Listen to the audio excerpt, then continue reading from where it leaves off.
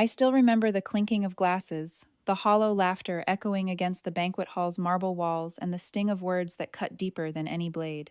It was supposed to be a night of celebration, my cousin's graduation dinner, a moment for family pride. Instead, it became the stage for my humiliation.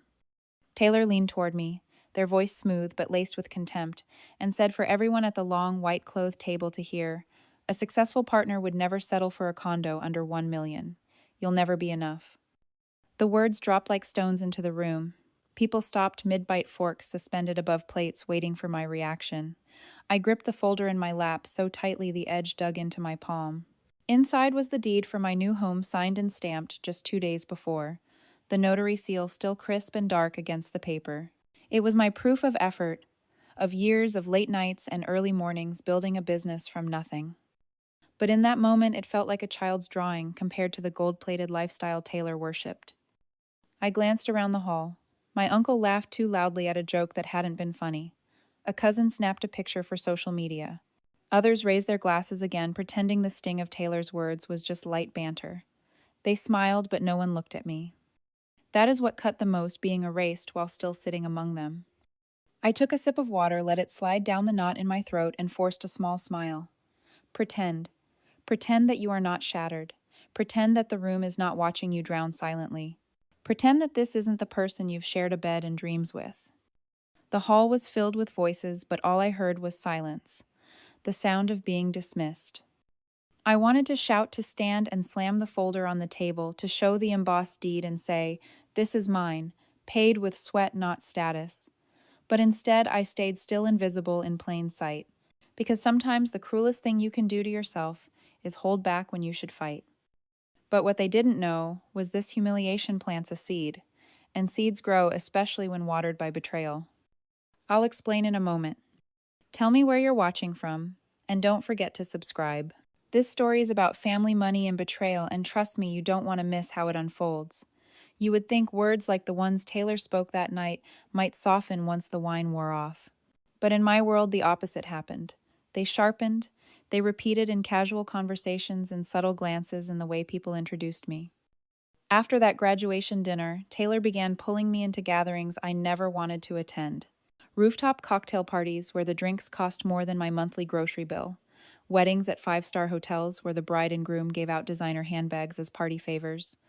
Holiday dinners with guest lists so polished you could smell the cologne of ambition before you even walked in the door. At each of these events, Taylor seemed to shine brighter, at least on the surface. They floated from group to group, their laughter ringing out as they clinked glasses with bankers, lawyers, and investment managers. My place was beside them, but I always felt like a prop dragged into the spotlight just to be diminished. Alex runs a small business. Taylor would say their voice light almost affectionate, but carrying that cruel undertone everyone seemed to catch. A humble maintenance type. Reliable. Every time those words left their lips, the air around the table changed. A banker would nod politely, then turn to boast about his vacation home in the Hamptons. A lawyer would adjust his cufflinks and discuss his firm's latest million-dollar client. And there I sat, clutching a glass of wine, feeling like a child who'd snuck into an adult's game. But here's the truth, no one wanted to acknowledge my business was thriving. I had employees, contracts, and savings. I had purchased my own condo outright without a single loan hanging over my head. Yet in their eyes, it was never enough. Because success to them wasn't measured by what you built, it was measured by how loudly you could flaunt it. The breaking point of those comparisons came during a family brunch at Taylor's parents' house. The long oak table was set with crystal dishes and polished silver sunlight bouncing off every surface like a stage light. Taylor's mother asked one of the guests, a young attorney, about his bonus that year. He smiled and said, "200,000. Not bad for a second year." Taylor leaned toward me, smirk tugging at their lips, and announced Alex probably doesn't even see half of that in a year. The table erupted in laughter. It wasn't the friendly kind either. It was sharp mean, the kind people use when they've found a target. I sat frozen, the smell of roasted lamb turning my stomach. I didn't bother correcting them, didn't bother explaining that my annual income was more than that attorney's bonus. Because what good are facts when people have already decided your worth? Later that evening, I opened the family group chat, something I rarely checked because it was filled with vacation photos and boasts. There it was, a picture from that very brunch. Taylor had snapped it without me noticing. In the shot, I sat stiffly in my chair wearing an old navy blazer I'd had since college. The caption written by Taylor read, "Our humble handyman blending in with the big leagues." They added a laughing emoji. Relatives piled on with their comments. "At least he's dependable. Solid middle-class charm." Someone even asked if I was available to fix their bathroom sink. I stared at that screen for a long time, my thumb hovering over the reply button. My chest felt tight as though the walls of my condo were pressing in on me. Humiliation burns slow at first, but when it spreads, it consumes every quiet corner of your mind. I deleted the app that night, but the words stayed. The cruelest thing about betrayal isn't always the act itself. It's the chorus of laughter that follows the way others join in, because mocking someone feels easier than defending them. I'll tell you how far this chorus went soon. The evening that sealed my fate started with a dinner invitation I never wanted to accept. Taylor insisted, of course. "It's important," they said, slipping on a designer watch that cost more than my first car. "You'll finally meet people who matter." We arrived at a restaurant where valet attendants whisked away cars worth more than the condo I lived in. Inside, the air smelled of truffle oil and expensive wine. A chandelier glowed overhead, and tables were draped in linen so white they looked untouchable. Taylor's friends were already there, men in press suits, women in dresses that shimmered like they had been sewn from light itself. They greeted Taylor warmly, their voices rising with excitement. Then they turned to me. "This is Alex," Taylor said, with the same dismissive tone one might use to introduce a house pet. "Runs a small company, keeps things steady." The word steady hung in the air like a polite insult. The men nodded, eyes flicking past me as though they were already bored. Dinner began with small talk about investment portfolios, new business ventures, and luxury vacations. I tried to join in once, mentioning a project my company had just completed, a contract worth nearly $200,000. Before I could finish, Taylor cut me off. "Don't bore them with numbers, Alex. Real money looks different." The table laughed, not unkindly, but with that condescending tone reserved for people who don't know better. My cheeks burned. Halfway through the meal, one of the men leaned back, swirling his wine. "So, Alex," he said, "how much do you actually pull in running?" "What was it again?" "A maintenance shop." I swallowed hard. I wanted to explain it wasn't a shop, it was a company, one I had built with grit and sweat. I wanted to tell him that my savings account was larger than he probably guessed. But Taylor was already speaking for me. "Not much," they said, flashing a smile. "Enough to survive, not enough to impress." The words stung not because they were true, they weren't, but because Taylor had chosen to expose me like that, to strip away my dignity in front of strangers as if my worth existed only in comparison to theirs. I tried to hold my ground. "I actually own my home outright," I said calmly. "And I've been saving—" Taylor interrupted again. Yes, Alex owns a little condo. A starter place. Nothing compared to real estates, of course." The table roared with laughter, and I felt the walls close in. My hands clenched under the tablecloth until my nails dug into my palms. Later that night, after the plates had been cleared and the laughter died down, I noticed one of Taylor's friends discreetly recording me on his phone. I thought nothing of it until the next morning. The video was everywhere. A short clip posted to social media showing me stammering through that dinner conversation with captions that read, "Dating down for charity." It spread like wildfire. Hundreds of shares, thousands of views, people commenting as if they knew me. Pathetic. "He looks like he wandered in from the service staff. How embarrassing." My phone buzzed nonstop with notifications. Colleagues sent awkward messages asking if I was okay. Even some of my employees saw it. But the cruelest cut came not from strangers, but from Taylor. That same morning, I found an email they had sent to a close friend. I wasn't supposed to see it. It was left open on the laptop we shared. It read, "Honestly, being with Alex is exhausting. They're useful in a practical sense, reliable like a handyman, but they'll never be real success. Sometimes I feel like I'm lowering myself." I stared at that screen until the words blurred. The betrayal wasn't just in the email. It was in the knowledge that Taylor had been thinking this way for months, maybe years, and still smiled at me across the table as though nothing was wrong. Humiliation in public. Betrayal in private. The combination can break anyone, but I did not break. Not yet. Because betrayal also clarifies. It strips away illusions and forces you to see people for who they are. And what Taylor didn't know was that I had already started seeing them clearly. The week after that dinner was the longest of my life. The video of me fumbling and blushing under Taylor's carefully sharpened words had spread far beyond our circle. People I hadn't spoken to in years messaged me links. Old classmates, distant cousins, even a former teacher, everyone seemed to have seen it. The caption stung worse than the laughter. Dating a plumber is basically charity. Never mind that I wasn't a plumber. Never mind that my company serviced commercial properties across the city, contracts worth more than most of those men at the table could boast. To the internet, I was just another joke, another meme to laugh at before scrolling on.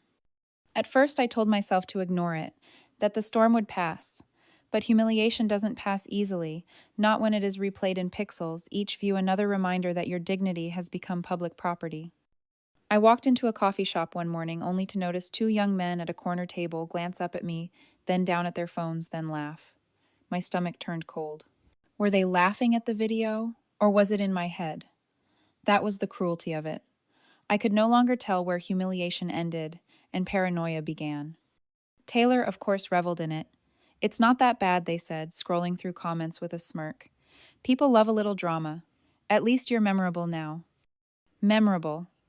Like a circus clown is memorable. Then came the demand, the moment where humiliation and betrayal fused into something unbearable. We were sitting in Taylor's apartment, the kind of place where every piece of furniture seemed chosen for show rather than comfort. On the glass coffee table lay a neat stack of papers. "What's this?" I asked.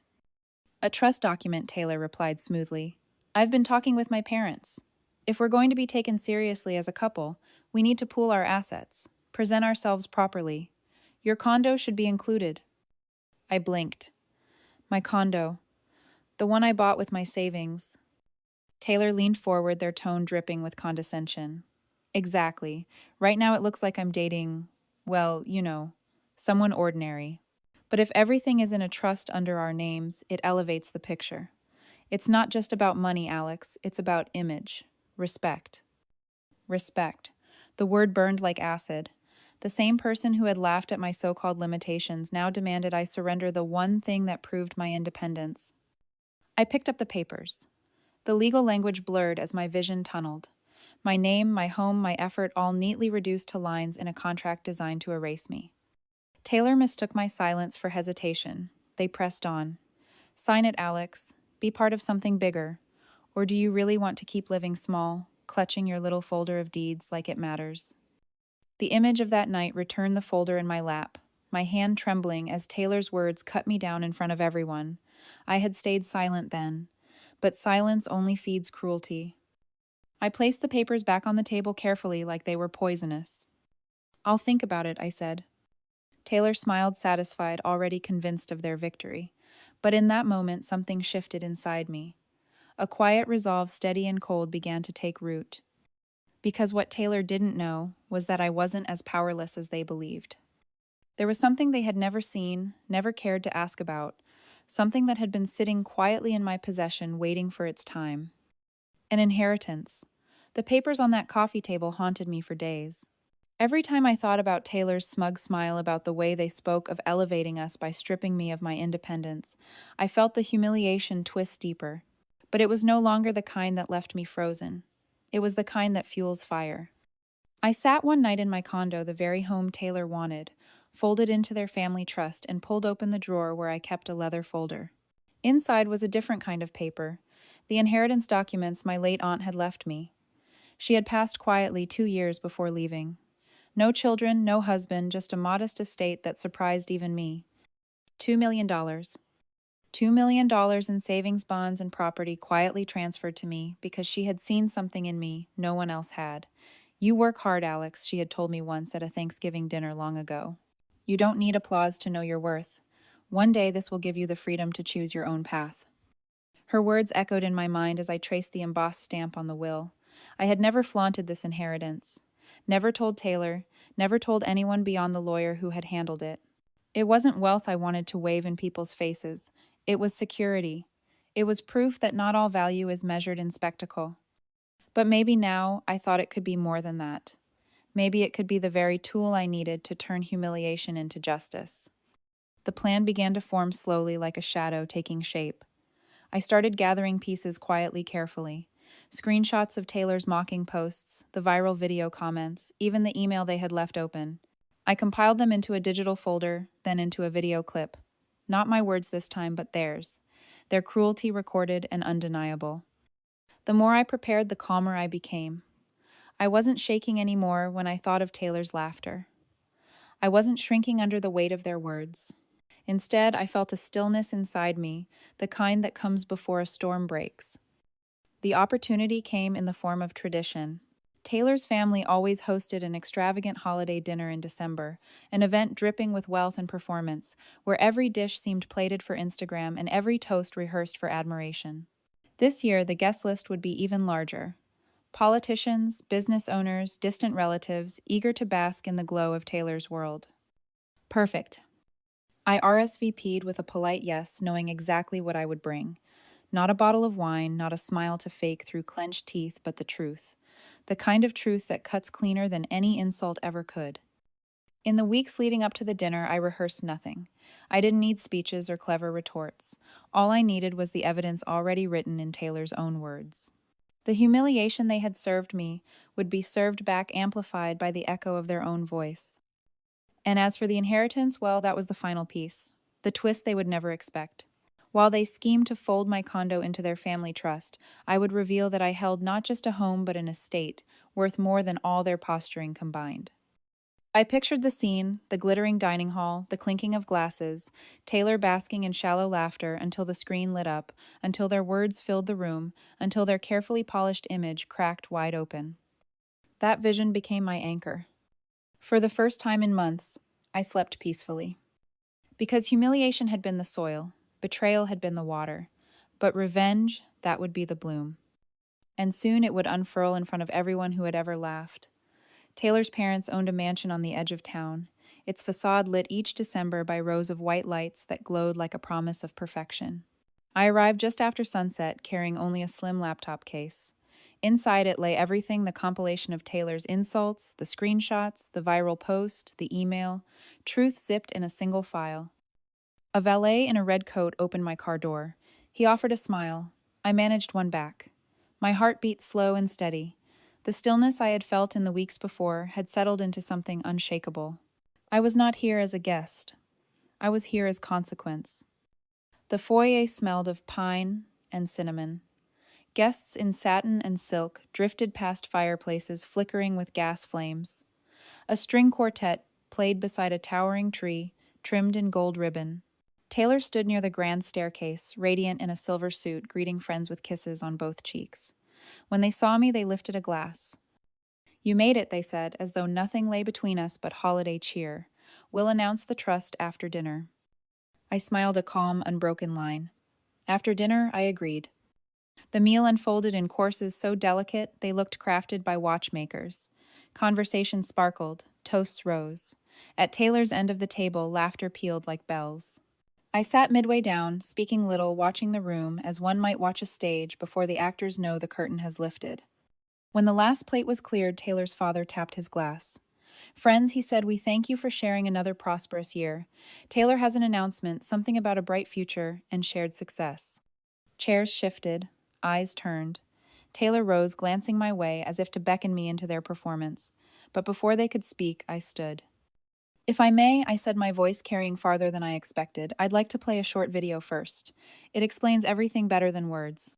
Taylor's brows knitted confusion, edging into irritation, yet they gestured politely. A staff member rolled in a sleek television on a stand. I plugged in my laptop, the screen blooming to life. The room dimmed. Conversations fell to whispers. The video began with the grainy clip from that rooftop dinner, Taylor's voice mocking my earnings, the table's laughter swelling. Faces around me tightened as they recognized themselves. Next came the brunch photo captioned, "Our humble handyman blending in." Then the viral post, comment after comment, scrolling like a waterfall of contempt. Last flashed the email, Taylor's words in stark black letters, lowering myself. Silence followed, thick and palpable. Somewhere in the back, a fork clinked against porcelain, lonely and out of place. Taylor's face drained of color. I spoke into the hush. I was told respect required a certain image, required me to surrender my home into a trust so I could appear worthy. Tonight I declined that offer. A murmur rippled through the crowd. I opened the leather folder I had brought and withdrew my aunt's will, the notary stamp gleaming under the chandelier. 2 years ago, my aunt left me an estate valued at a little over $2 million. I chose to build my life quietly without spectacle. But understand, this worth is not a costume you put on. It is the work you do when no one applauds. Taylor tried to find their voice. Alex, this is. I held up a hand, gentle but firm. No, Taylor. Tonight is for honesty. You wanted my condo in your family's ledger. Yet you never cared to know what I carried in my own heart, my own accounts. You measured me by the size of my spotlight, never by the strength of my foundation. Guests shifted, sympathy and discomfort mingling on their faces. Taylor's father cleared his throat as if to regain control of the evening, but words failed him. I closed the laptop, slid the folder back inside my case. I will not sign your trust. I will not be mocked into silence. You sought to elevate your image. Instead, you revealed your character. I lifted my glass, water, not wine, and offered a final toast. To those who build quietly, to those who know that dignity is not granted by applause. May we never trade our integrity for a moment's approval. I drank, and the gesture felt like the closing note of a song long overdue. No one clapped. They were still absorbing the shift, the sharp turn from rehearsal to reality. Taylor's mother dabbed her eyes with a cloth napkin. A senator's wife stared down at her jeweled hands. The quartet had fallen silent. In that hush, the mansion felt less like a palace and more like a fragile glass ornament, one breath away from shattering. I set down my glass and walked the length of the table. No one stopped me. Taylor did not follow. Outside, the night air felt clean. The sky spread wide with winter stars. The valet hurried to bring my car, eyes wide with whatever story he had just witnessed. As I drove away, headlights painting silver streaks on the quiet road, I did not replay the evening in my mind. I didn't need to. The chapter had closed with perfect finality. And tomorrow the second storm, the one Taylor had brewed for so long, would break over them alone. Morning arrived with a pale winter sun and an inbox swelling like a bruise. Messages piled in faster than fresh snow on an empty street. Some were from old friends who had watched the video of Taylor's unmasking and offered quiet congratulations. Others came from strangers who had seen a guest's shaky phone clip of the holiday dinner posted, reposted, passed around like a lantern in a dark cave, and now wanted a word with the person who had served the sweetest justice of the season. I answered none of them. Victory tastes best in silence. By noon, the first article appeared online. A business gossip site ran the headline, "Socialite's Glittering Reputation, Cracked by Partner's Surprise Reveal." They used a grainy image of Taylor caught mid-gasp, eyes wide beneath the chandelier light. Beneath that, a stark summary of my inheritance and Taylor's mocking words. The story spread across talk radio segments, then into evening news teasers. People love cautionary tales. They cling to them like kids clutching campfire stories. I spent that day at my workshop warehouse, the smell of sawdust and metal, a balm against the noise. My foreman, a sturdy woman named Marlene, knocked on the office door with 2 coffees. "Heard you on the radio," she said, sliding 1 cup across the desk. "About time the world knew what kind of backbone you have." She left me to my paperwork, but the pride in her voice settled on my shoulders like a warm coat. As dusk fell, I stepped outside and let the cold air clear my head.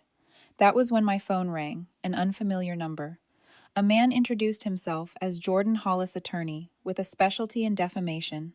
He spoke gently like a doctor, delivering a hopeful prognosis. "I saw the footage," he said. "What they did damaged both your personal and professional standing. If you wish to pursue a civil claim, I can help." I thanked him and promised to think it over. Lawsuits are heavy tools. You do not swing them unless you mean to break ground. And frankly, part of me wondered whether more public wrangling would heal or only reopen the wound. Still, the offer proved a point Taylor never grasped: respect follows integrity, not glamour. 2 nights later, I parked a block from Taylor's apartment. Reporters crowded the front steps, cameras poised like hunting dogs. Their questions floated on the cold wind. "Did you know? Will you apologize?" Taylor appeared in the doorway, shadows under their eyes, hair unkempt, a far cry from the silver suit star of that dinner. I did not stay. Some scenes write themselves without my applause.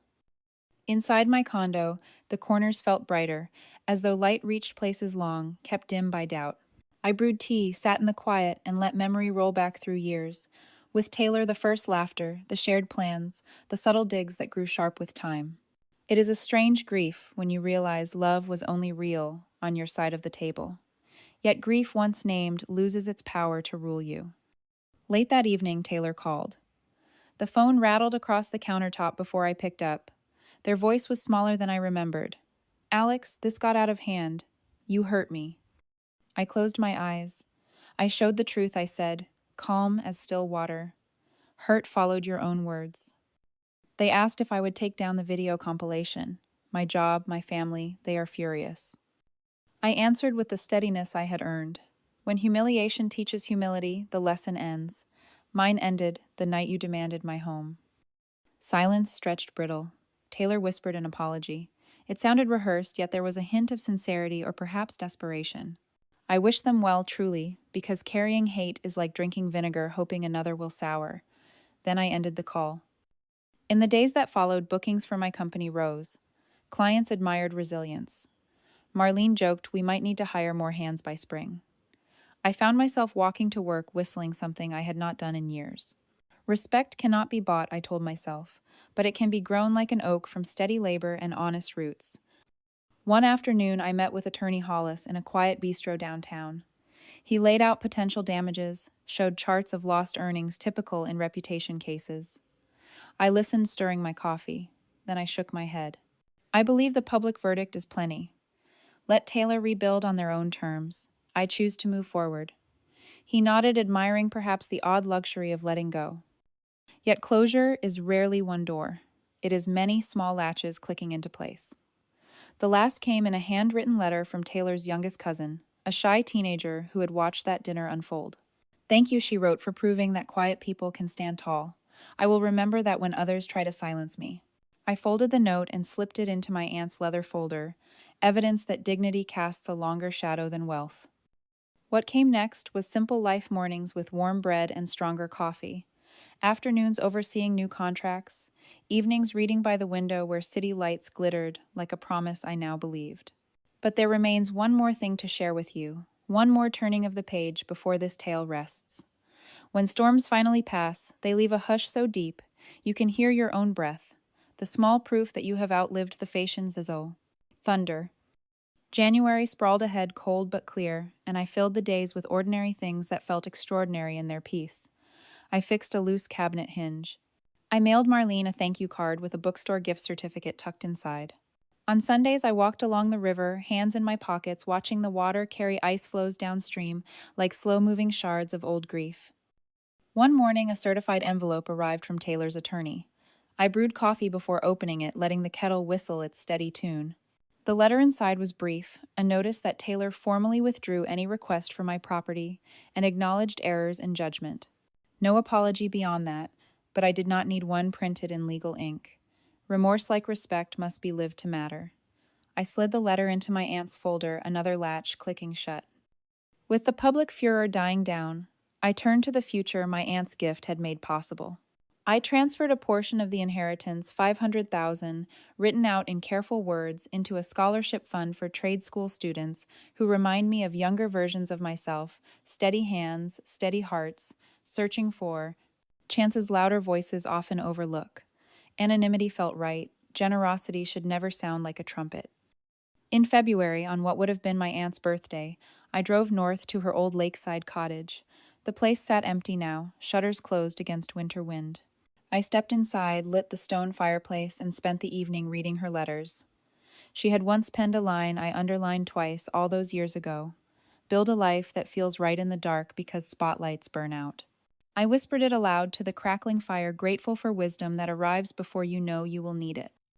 Yet even in quiet victory, memory lingers, soft-edged now like a photograph kept too long in sunlight.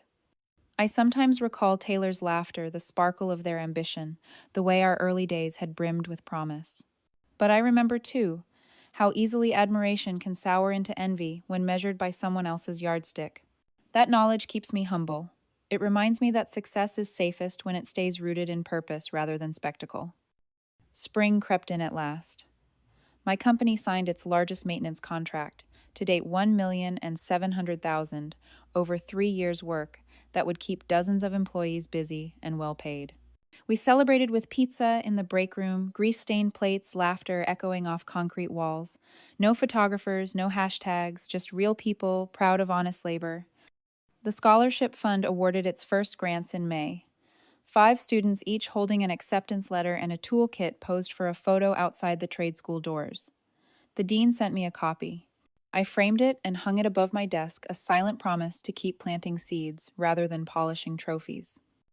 As for the internet, it moved on, always chasing newer scandals, louder follies.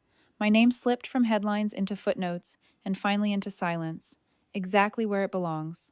Dignity, I learned, does not fear obscurity. It thrives there.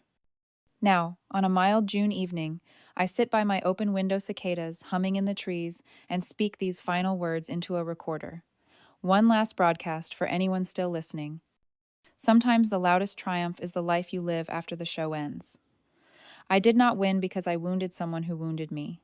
I won because I refused to surrender the quiet truths that make a person whole. Build your worth in the dark, my friends, and let it shine, only when necessary. The right eyes will see.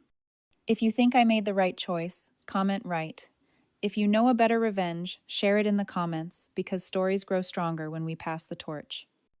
Thank you for walking this road with me. Until the next tale finds your ears, take care of your quiet treasures.